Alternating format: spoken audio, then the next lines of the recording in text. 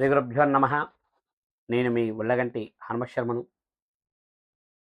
గోచారరీత్యా కుంభరాశి వారికి ఈ యొక్క సెప్టెంబర్ నెలలో వారి యొక్క ఫలితాలు ఏ విధంగా ఉన్నాయో తెలుసుకుందామండి.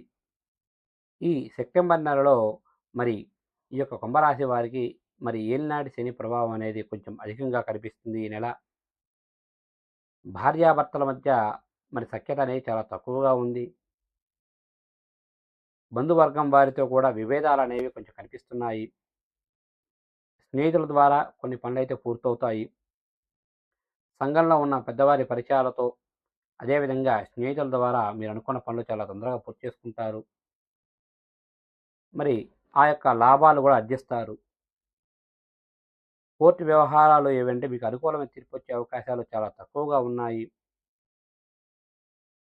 ముఖ్యంగా ఏవైనా మరి ఇల్లుగా అమ్మేటప్పుడు గానీ, కొనేటప్పుడు గానీ, స్థలాలు అమ్మేటప్పుడు గానీ, కొనేటప్పుడు గానీ బంధువర్గం వారితో తగు జాగ్రత్తగా ఉండండి.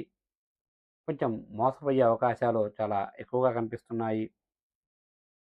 అదేవిధంగా ఎవరికీ కూడా మధ్యవర్తత్వం అనేది మీరు ఉండొద్దు. వాటి వల్ల మీకు ధన నష్టం అనేది కొంచెం అధికంగా కనిపిస్తుంది ఈ నెల. ఇక ఏవైనా ప్రయాణ సమయాల్లో తగు జాగ్రత్తలు తీసుకుంటే చాలా మంచిది. వాహన ప్రమాదాలనేవి కూడా కొంచెం జరిగే అవకాశాలు కనిపిస్తున్నాయి కాబట్టి, ఆ యొక్క ప్రయాణ సమయంలో తగు జాగ్రత్తలు తీసుకోండి. ఇక ముఖ్యంగా చెప్పాలి అంటే, మీకు ఈ నెలలో కొంచెం అధిక కోపం ఉండడం వల్ల కొంచెం మాట పెరిగి బంధువర్గం వారితో గొడవలు ఎక్కువగా ఉంటాయి. ఆ యొక్క మాట్లాడే సమయంలో తగు జాగ్రత్తలు తీసుకుంటే చాలా మంచిది. ఇక ప్రతి చిన్నదానికి కూడా మీరు ప్రతి విషయాన్ని కూడా భూతద్దంలో చూడడం వల్ల కొన్ని ఇబ్బందులైతే స్వతహాగా మీరు తెచ్చుకోవాల్సి ఉంటుంది. మీకు సంబంధం లేని విషయాల్లో కూడా మీరు తలదూర్చి కొన్ని ఇబ్బందులు తెచ్చుకుంటారు. కాబట్టి కొంచెం జాగ్రత్తగా ఉంటే చాలా మంచిది. ఎవరైతే ఈ యొక్క కుంభరాశిలో ఉన్నటువంటి వ్యాపారస్తులందరికీ కూడా ఈ నెలంతా కూడా మిశ్రమంగానే ఉంటుంది. మీరు ఈ నెలలో లాభాలనేవి ఆర్జించలేకపోతారు. కానీ మీ వ్యాపారం అయితే సాగుతుందండి. జాయింట్ వ్యాపారస్తులు కూడా మీ వ్యాపారం అంత అనుకూలంగా లేదనే చెప్పాలి. మీ యొక్క వ్యాపారం అయితే నెమ్మదిగా ఉంటుంది. అటు లాభాలు ఉండవు, ఇటు నష్టాలు లేక మిశ్రమంగానే వెళ్ళిపోతూ ఉంటాయండి ఈ నెల. ఇక ఎవరైతే ఈ యొక్క కుంభరాశిలో ఉన్నటువంటి మరి ఈ యొక్క ప్రభుత్వ, ప్రైవేట్ సంస్థల్లో పనిచేస్తున్న వారందరికీ కూడా ఈ నెలంతా కూడా మిశ్రమంగానే కనిపిస్తుంది. ముఖ్యంగా ఏలినాటి శని ప్రభావం అనేది కొంచెం అధికంగా కనిపిస్తుంది కాబట్టి, మీ పై స్థాయి అధికారులు ఇచ్చిన పనులు చాలా మరి తొందరగా ఎంత తొందరగా మీరు పూర్తి చేద్దామన్నా పూర్తి చేసుకోలేరు. మీ పై స్థాయి అధికారుల ఒత్తిడి అధికంగా ఉండడంతో కొన్ని ఇబ్బందులైతే ఎదుర్కోవాల్సొస్తుంది.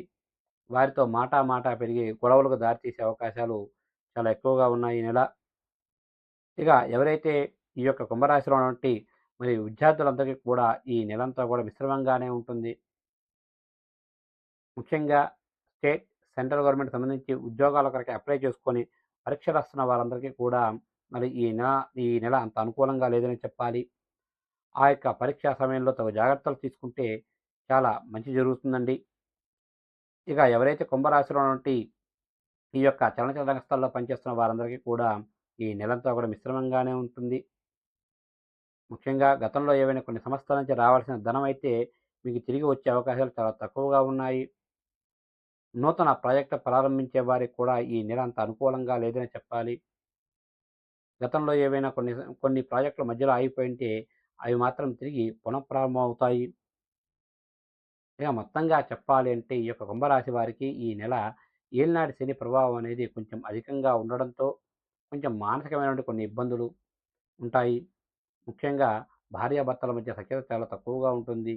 బంధువర్గం వారితో కూడా కొన్ని విభేదాలనేవి అధికంగా కనిపిస్తున్నాయి. దైవ కార్య సంబంధిత పూజలు గాని, లేదా దైవ కార్యాలు ఎక్కువగా పాల్గొంటే కొంచెం మానసికమైనటువంటి కొన్ని ఇబ్బందులైతే మీకు తొలగిపోతాయండి. ఇక వీరికి ఈ నెలలో మరి అనుకూలమైన రోజులుగా మరి 2వ తారీఖు, 10వ తారీఖు, 12వ తారీఖు, 16వ తారీఖు, 21వ తారీఖు, 27వ తారీఖు, 30వ తారీఖు వీరికి అనుకూలమైన రోజులుగా ఉన్నాయండి. ఇక వీరికి ఈ నెలలో ప్రతికూలమైన రోజులుగా మరి 5వ తారీఖు, 7వ తారీఖు, 14వ తారీఖు, మరి 19వ తారీఖు, 23వ తారీఖు, మరి 25వ తారీఖులు వీరికి ప్రతికూలమైన రోజులుగా ఉన్నాయి. కాబట్టి అనుకూలమైన రోజుల్లో మీరు ఏ కార్యాలు తలపెట్టినా ఎటువంటి ఇబ్బందులు లేకుండా పూర్తవుతాయండి.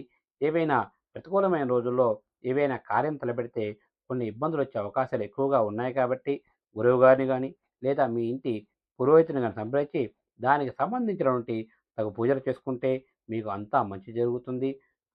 శుభస్య శీఘ్రం.